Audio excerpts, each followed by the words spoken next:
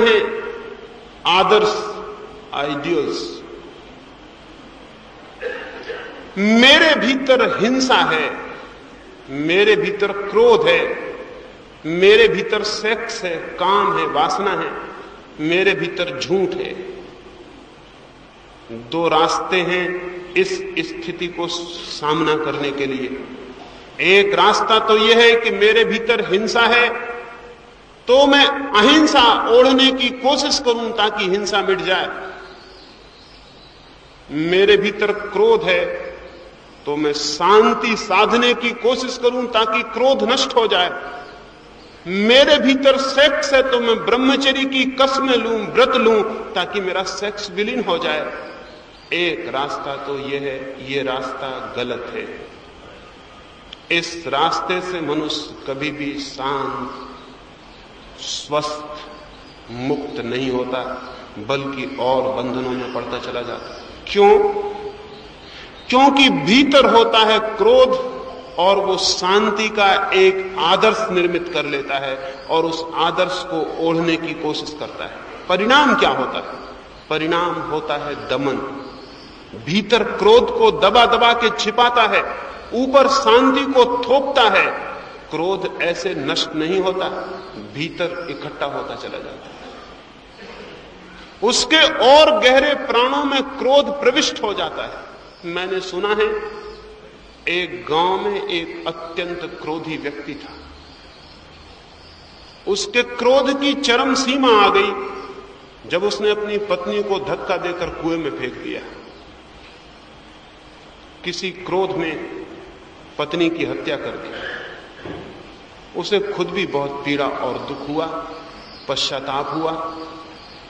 सभी क्रोधी लोगों को बहुत पश्चाताप होता है, इसलिए नहीं कि वे अब क्रोध को नहीं करेंगे, बल्कि इसलिए कि पश्चाताप करके वे मन में जो अपराध पैदा होता है क्रोध करने से, उसको पहुंच के साफ कर लेते, ताकि फिर से क्रोध करने के लिए तैयार हो सके।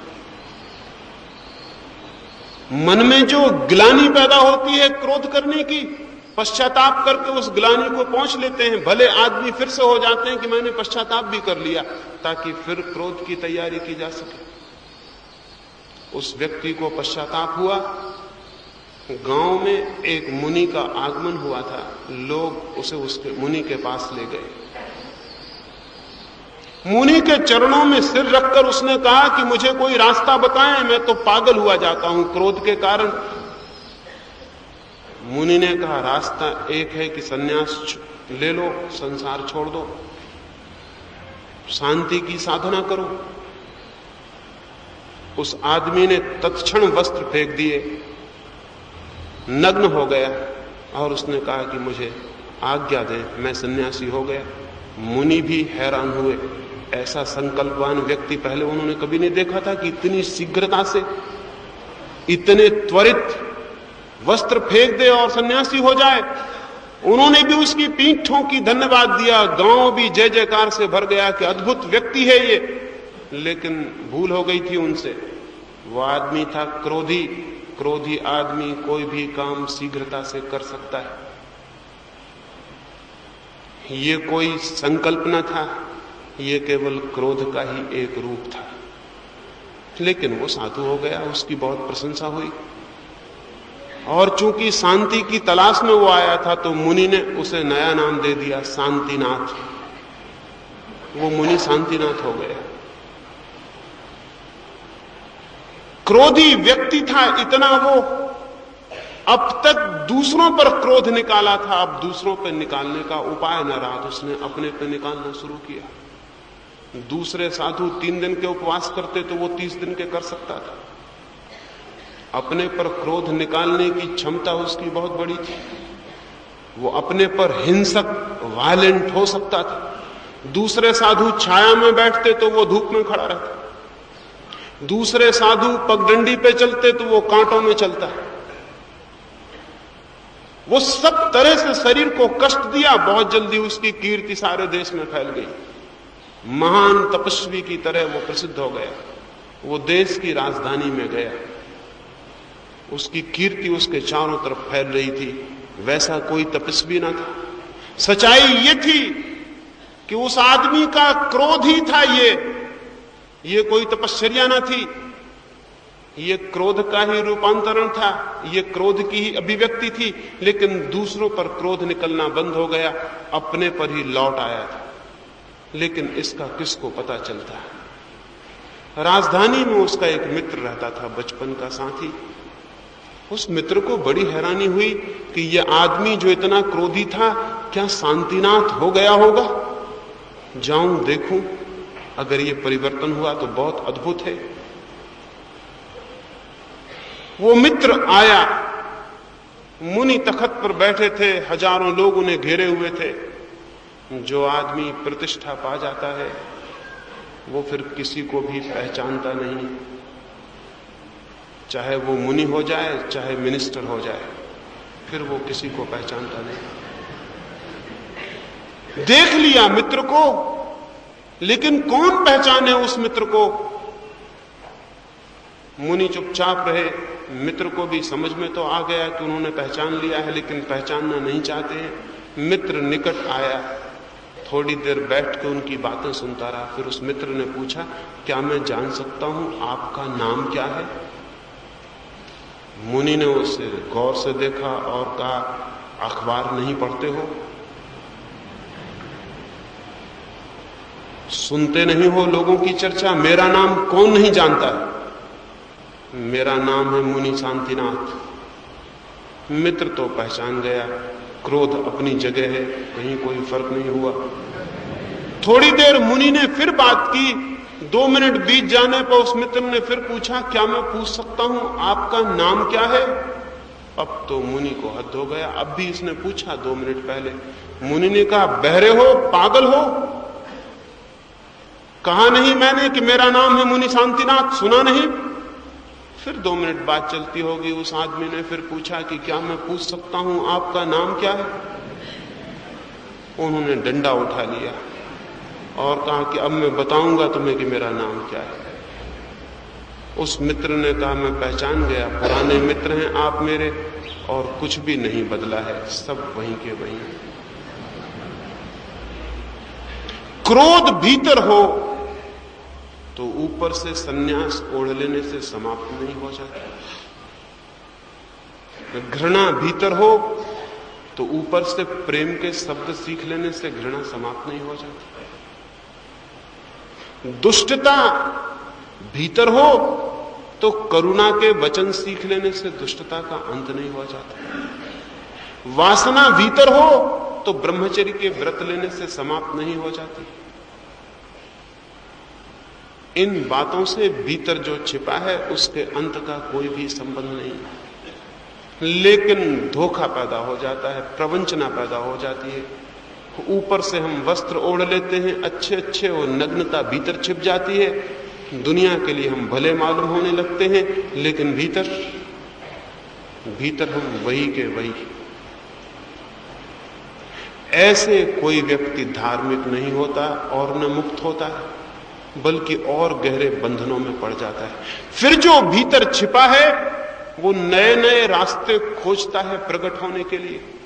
जैसे केतली में चाय बनती हो, हम ढक्कन को बंद करके ढांक दें जोर से, तो भाप थोड़ी देर में केतली को फोड़ के बाहर निकल आएगी। भाप बन रही है तो रास्ता खोजेगी। मनुष्य के चित्त में जो भी बन रहा है वो रास्ता खोजेगा, तो फिर पीछे के रास्ते खोजेगा। जब सामने के रास्ते हम बंद कर देंगे तो वो कहीं पीछों के रास्तों से घूम घूम के आना शुरू हो जाएगा। और ये पीछे के रास्ते से चित्त का बार बार आना इतने बंधन, इतनी कॉम्प्लेक्सिटी, इतने उलझन खड़ी कर देगा जिसका कोई हिसाब नहीं। आदमी पागल भी हो सकता है उस उलझन में, और पागल ना हो तो पाखंडी हो जाएगा। कहेगा कुछ, करेगा कुछ, होगा कुछ, बताएगा कुछ। लंदन में एक फोटोग्राफर था, उसने अपने दरवाजे पर अपने स्टूडियो के एक तख्ती टांग रखी थी। उस तख्ती पे उसने अपने स्टूडियो में फोटो उतरवाने के दरें, कीमतें लिख रखी थी, रेट्स लिख रखे थे। बड़े अजीब रेट्स थे उसके। एक भारतीय आदिवासी राजा लंदन गया था, वो भी फोटो उतरवाने गया। उस स्टूडियो में पहुंचा, दरवाजे पर ही तख्ती लगी थी, उस पर लिखा हुआ था, अगर आप वैसा फोटो उतरवाना चाहते हैं जैसे कि आप हैं तो दाम 5 रुपया। अगर वैसा फोटो उतरवाना चाहते हैं जैसे कि आप लोगों को दिखाई पड़ते हैं तो दाम 10 रुपया। और अगर वैसा फोटो उतरवाना चाहते हैं जैसा कि आप सोचते हैं आपको होना चाहिए तो दाम 15 रुपया। वो राजा बहुत हैरान हुआ। उसने कहा फोटो भी 3 तरह के होते हैं, ये मेरी कल्पना में नहीं थी। उसने उस फोटोग्राफर को पूछा कि बड़ी आश्चर्य की बात है, क्या 3 तरह के फोटो होते हैं? फोटो तो मैं सोचता था एक ही तरह के होते हैं, जैसा मैं हूं। क्या नंबर 2 और नंबर 3 के फोटो उतरवाने वाले लोग भी यहां आते हैं? उस फोटोग्राफर ने कहा, महाशय आप पहले ही आदमी हैं जो नंबर 1 का फोटो उतरवाने के ख्याल में, अब तक तो दूसरे और तीसरे ही लोग आते रहे। कोई वैसा चित्र नहीं उतरवाना चाहता जैसा कि वो है। दूसरा ही चित्र हम सब बनाए हुए हैं, दूसरा ही व्यक्तित्व, झूठा व्यक्तित्व बनाए हुए हैं। आदर्श झूठा व्यक्तित्व पैदा करते हैं। हिंसा भीतर छिपी रहती है, ऊपर से अहिंसा ओढ़ ली जाती है। भीतर हिंसा उबलती रहती है, ऊपर अहिंसा का वेश। भीतर उबलता रहता है सेक्स, भीतर उबलती रहती है वासना, ऊपर ब्रह्मचर्य के व्रत। एक साध्वी के पास एक सुबह समुद्र के किनारे में बैठा था। समुद्र की हवाएं आईं और मेरे चादर को उड़ा के उन्होंने साध्वी को स्पर्श करा दिया। अब समुद्र की हवाओं को क्या पता कि साध्वी पुरुष के वस्त्र नहीं छूती। मैं भी क्या करता, हवाएं वस्त्र उड़ा ही ले गई थी। साध्वी लेकिन घबरा आई। मैंने उससे पूछा, आप बहुत घबरा गई हैं, बात क्या है? उसने कहा, पुरुष का वस्त्र छूना वर्जित है, पुरुष का वस्त्र मैं नहीं छू सकती हूं, ये मेरे ब्रह्मचर्य के व्रत के विरोध में। तो मैंने कहा, मैं तो बहुत हैरान हो गया, अभी हम आत्मा की बातें करते थे और आप कहती थी शरीर नहीं है, आत्मा अलग ही चीज है, मैं शरीर नहीं हूं, यह आप कह रही थी अभी, और पुरुष का वस्त्र आपको छू गया।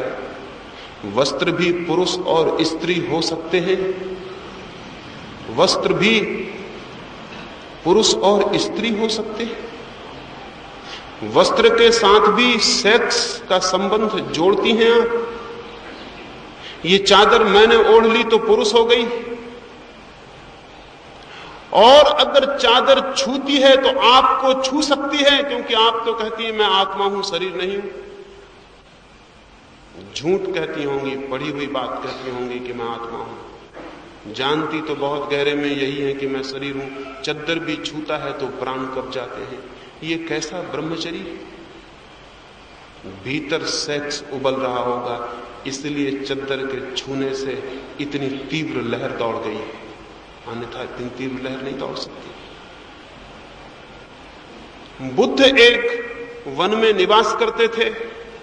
गांव के कुछ लोग किसी वेश्या को लेकर जंगल में आ गए थे। उन सब ने शराब पी ली थी। शराब पिया देखकर वेश्या उनको छोड़ के भाग गई। वे उसके खोजने के लिए जंगल में ढूंढते हुए घूमते थे। एक वृक्ष के नीचे बुद्ध को बैठे देखा तो उन्होंने कहा कि सुनिए स्वामी, क्या आप बता सकेंगे यहां से कोई स्त्री भागती हुई निकली है?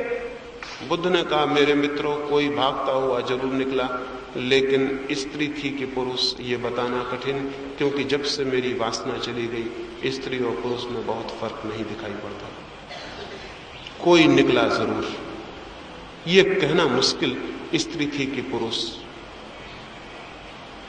जब से मेरी वासना चली गई तब से भेद करने का बहुत कारण नहीं रहा है। जब तक बहुत गौर से ही न देखूं तब तक ख्याल भी नहीं आता, और गौर से देखने की कोई वजह नहीं रह गई है। ये आदमी तो हुआ होगा ब्रह्मचर्य को उपलब्ध, लेकिन चद्दर को छूने से किसी के प्राण कब जाते हो? तो यहां भीतर वासना उबल रही है, कोई ब्रह्मचर्य नहीं है। और ब्रह्मचर्य की कस्में खाई ही किस लिए जाती हैं? इसीलिए ना कि भीतर वासना उबल रही है। कसमें खाने से कुछ अंत पड़ सकता है? नहीं, आदर्शों से व्यक्तित्व नहीं बदलता, सिर्फ छिपता है, वंचना, धोखा, सेल्फ डिसेप्शन पैदा होता है। फिर कैसे बदलता है व्यक्तित्व? ये तीन है बंधन: सीखा हुआ ज्ञान, किसी का अनुसरण, आदर्शों को थोपने की चेष्टा। ठीक इन तीन के व्यक्तित्व, इन तीन के घेरों के बाहर, इन तीन भूलों के बाहर व्यक्ति की स्वतंत्रता, मोक्ष और धर्म और आत्मा का प्रारंभ है।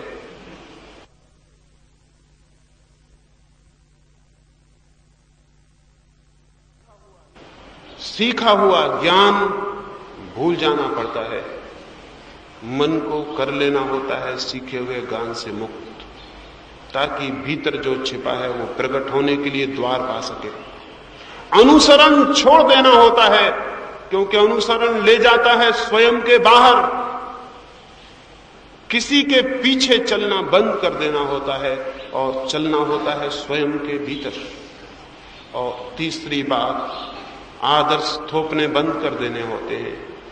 फिर चित्त जैसा है उसे जानने के प्रति सजगता, निरीक्षण, ऑब्जर्वेशन विकसित करना होता है।